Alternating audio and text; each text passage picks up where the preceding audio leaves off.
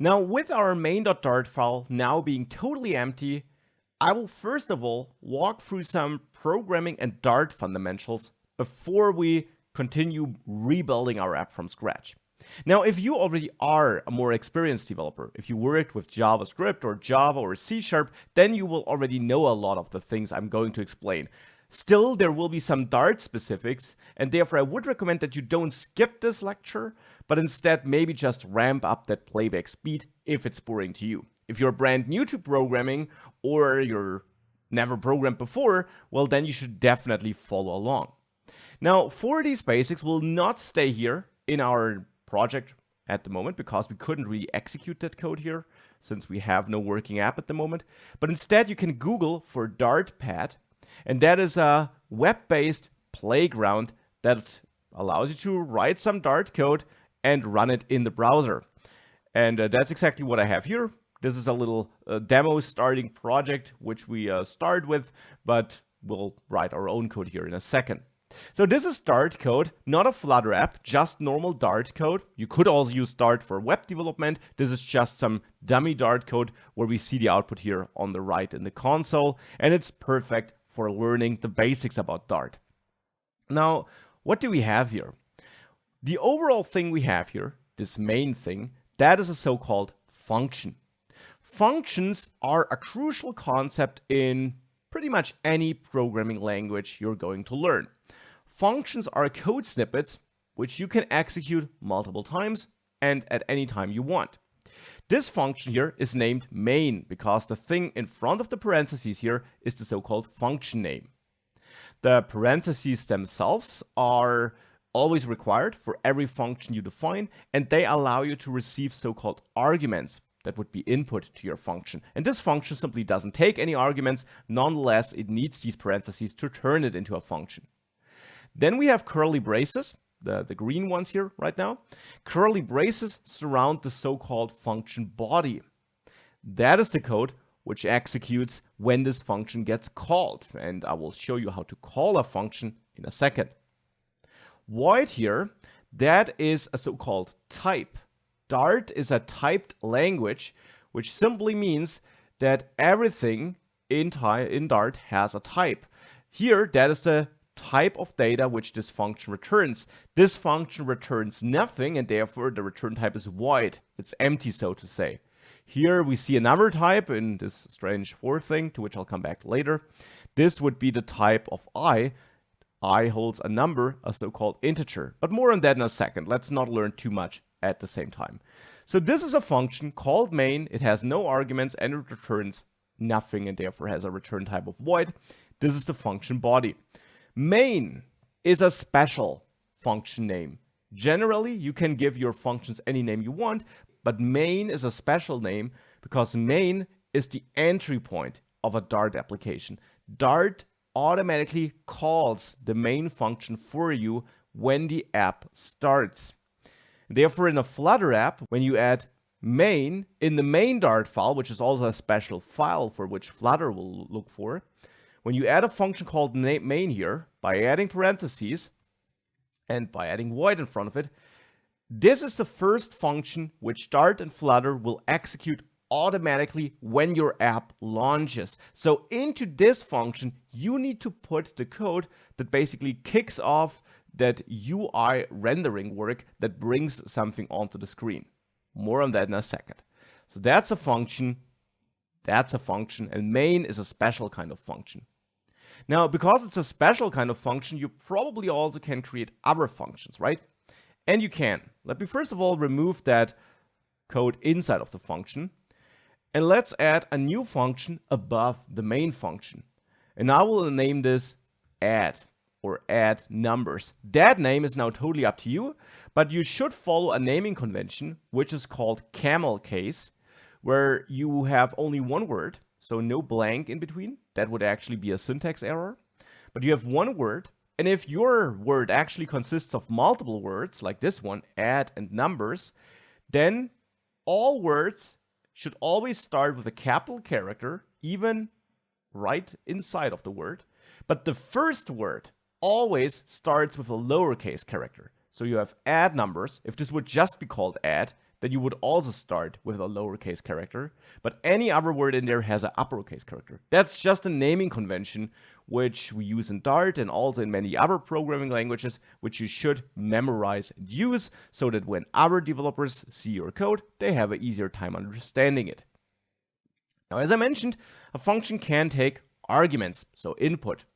Now, the main function didn't take any arguments, but let's say add numbers is a function which should hold some code to add two numbers. And therefore, this will now take two numbers as an input. So between the parentheses here, we can add num1 and num2. And just as the function name, these names are also up to you. You can name that whatever you want. And as you see here, you simply add commas as a separator between your different arguments in the list of arguments here. Now you also need a function body, and you add that by using curly braces. That simply tells Dart that in between the curly braces, you have the code that should execute when this function gets called. So when you instruct it to execute the code inside of add numbers. Now you do instruct Dart to execute this function by using its name, now in the main function, which is the code that first runs when the app starts. So in here, in main, you simply call add numbers by its name. And now here you also need to add parentheses. You always need to do this, even if the function takes no arguments. This function, however, does take arguments. So now between these parentheses, you add the concrete values, which will be passed to add numbers. So that num1 and num2 do have actual data with which they can do their work. So here we could add 1 and 2. Now, of course, this function doesn't do anything at the moment, though. I call it with 1 and 2 here, but we have no logic in there to really add these numbers. So what we can do in here is we can call num1 plus num2, and now we would add that. Now, we also need to add a semicolon. That's another thing in Dart. For every expression you have in your code, for every code line, you have to add a semicolon in the end. Exceptions from the rule are the definition of functions, where you don't add a semicolon after this curly brace here, but you do add it here for all the code inside of your functions, so to say. And in general, for all these block statements, as they are called, so these statements where you have code between curly braces, you don't add a semicolon after the curly braces, you only add semicolons after the expressions between curly braces. So here we have num1 plus num2. I added this semicolon here, but the problem we now have is we add two numbers here, and that would generally work, but we're not doing anything with the result of this operation. Now you could think that it should automatically be output here on the right. Well, let's see. Let's click run. What happens is that we have an empty output here on the right. So that's not really helpful. Now in programming, you always have to be very clear about what should happen, because the programming language, Dart in this case, does not make any assumptions. Why would it print it here? You don't tell it to do that, and therefore it doesn't do it. Now you can print the result by using the print function. Print is not a function we defined, it's a function that was that's built into Dart. And you can wrap num1 plus num2 with print, and if you now hit run, you will see 3 here on the right. So now this works. Now we're outputting the result of num1 plus num2. So this is our first little piece of Dart code, and yet we can improve that. For example, we don't use types here, but Dart is a strongly and a strictly typed programming language. That means that you have to be clear about which type of data your arguments are or this function returns. That is something which helps the Dart compiler to yell at you when you write code that violates that. If you don't assign your own types, which we'll do in a second, then Dart will assume that this is of the dynamic type, a type built into Dart, which, as the name suggests, doesn't tell too much about the type. It basically accepts any value, and therefore it won't really help you that much with checking that you're writing proper code. So if possible, you should avoid that dynamic type and assign explicit types when working with Dart. Now, there are a couple of built-in types in Dart. Everything in general is a so-called object, which is a data structure that has, some complex logic inside of it, possibly at least. And we'll create such objects later too. But there are certain special types of objects, you could say. There is text, for example, and you create text by using quotation marks. So here, if I type hello and I print this, please note the quotes. You can use single or double quotes, that doesn't matter, but you shouldn't mix them. So if you open it with a double quote, you also have to close it with a double quote. I will use single quotes in this course though. And this creates a so-called string data type. So this is a value which is of type string. Text simply is a string. If we now hit run here, we'll see hello being printed because, well, I'm printing this here, and therefore we see the output here. So text, strings are one data type. Besides the text, for our numbers, we have so-called integers and we have floats or doubles. Integers are numbers without any decimal places, like 29 or 43 or -10. Floats or doubles are numbers with decimal places, like 29.99, -10.56, something like that. So here, these two numbers would actually be integers. Now, in this function here, we should be clear about the fact that this only works with integers. And we do that by adding int in front of each argument. This tells Dart that num1 and num2 both have to be integers. So if I now run this, it will still work. But if I would pass 2.5 or 2.6 here, then we actually automatically get an error here in the bottom right corner that our argument of type double can't be assigned to a parameter. Parameter is basically a different word for argument of type int. And that is why Dart does use these types, because it allows us to write cleaner and better code.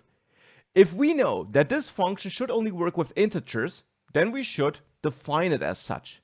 And if we then later, somewhere else in our code, accidentally call that with a double, we get an error.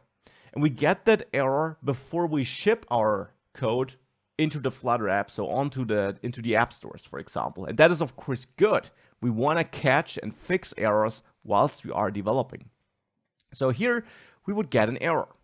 Now we have two possible fixes. Either we fix our code such that we only call that with an integer value, or if we see, no, this should actually also work with doubles, well, in such a case, we could, of course, change that and accept doubles as inputs.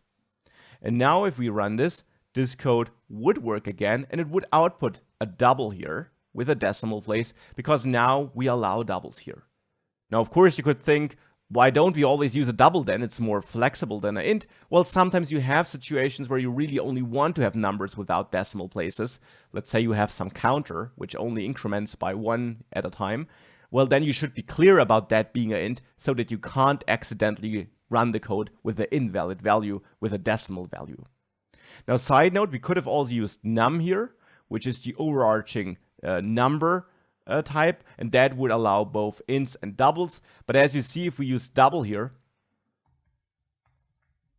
this also allows us to call this with a 1, because this implicitly is converted to a double. So we can really use double here if you want to allow both double and int.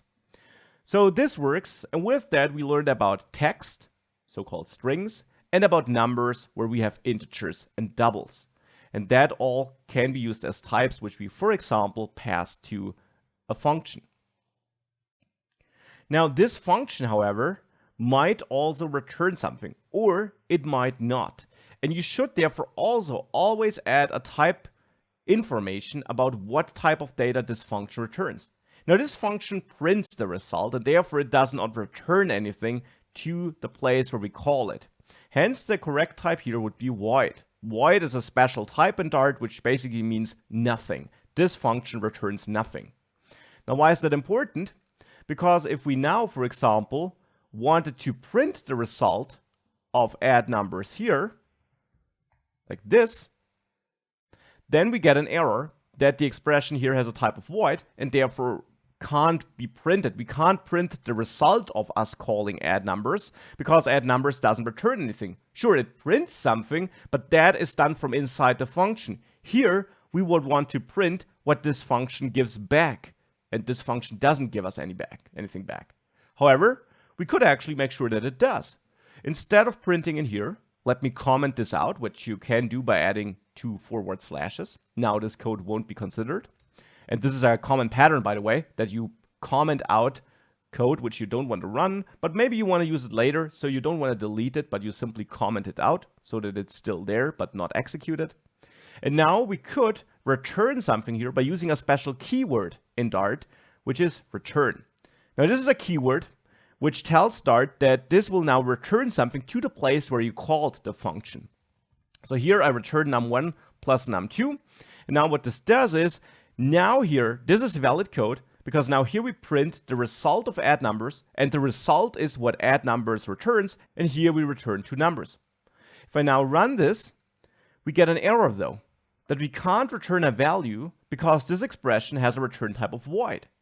And again, this is a good thing. We defined that add numbers doesn't return anything, that it returns nothing, and yet we do return something here. Now the solution is to change the return type here. And here we can change this to double, because since we add 2 doubles, we will always return a double. So now I'm returning a double here. And now if I call this function and I run this, now we don't get an error and we see 3.6 here instead. And this is how you should write Dart code. You should use these types.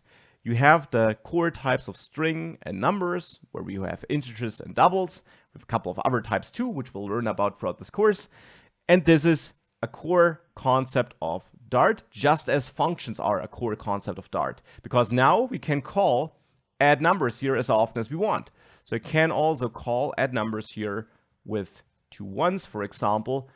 And this is a really useful pattern and feature which you have in basically any programming language, because it allows you to write code once, this logic for adding code, and you can call it with different inputs as often as you want. And therefore functions are a really important concept in programming and also in Dart.